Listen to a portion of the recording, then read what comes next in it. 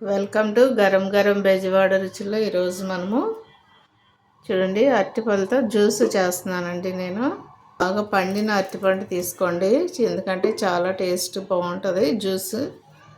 చిన్నవాళ్ళకైనా పెద్దవాళ్ళైనా ఇష్టంగా తాగే జ్యూస్ అండి ఇది. జ్యూస్ ఎలా చేయాలో చూద్దాము. చూడండి పైన ఉన్నటువంటి తొక్కంతా కూడా తీసేసేయాలి మనము.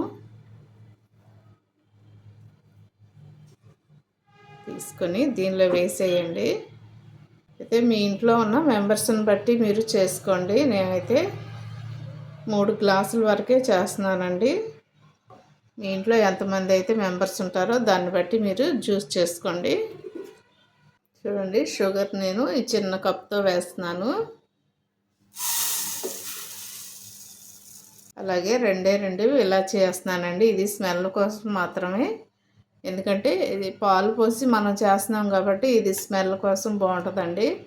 మనం పాలతో ఏది చేసినా కూడా ఈ ఇలాచి పౌడర్ వేసుకుంటే టేస్ట్ సూపర్గా ఉంటుంది. కాబట్టి మీరు ఇలా వేసుకోండి, మరీ ఎక్కువ వేసుకోవద్దండి. ఇప్పుడు కొంచెం పాలు పోసుకుంటున్నాం. మనం 2 అరటిపళ్ళు వేసానండి నేను, పెద్ద సైజు అరటిపళ్ళు.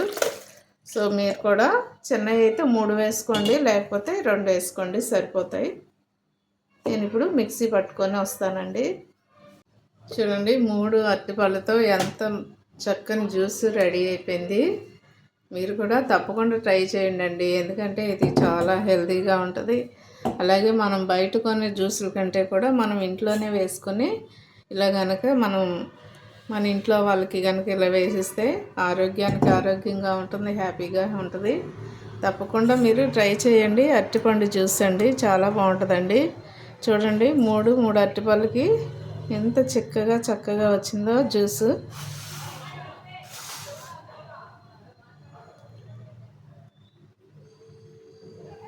చూడండి 3 పెద్ద అరటిపళ్ళకి 1/2 లీటర్ పాలకి చూడండి ఇంకా జ్యూసు ఇంకో గ్లాసుకి కూడా వచ్చింది. దాదాపుగా 5 గ్లాసులు జ్యూస్ వస్తుందండి. మీరు కూడా తప్పకుండా ట్రై చేయండి. ఈ జ్యూస్లోనండి మీ దగ్గర డ్రై ఫ్రూట్స్ కూడా ఉంటే వేసుకోవచ్చండి. డ్రై ఫ్రూట్స్ కూడా నానబెట్టేసి మనం ఇలాగా ఈ అరటిపళ్ళతో పాటు అవి కూడా మిక్సీ చేసుకొని మనము వేసుకుంటే ఇంకా టేస్ట్గా ఉంటుంది, మంచి బలం కూడా.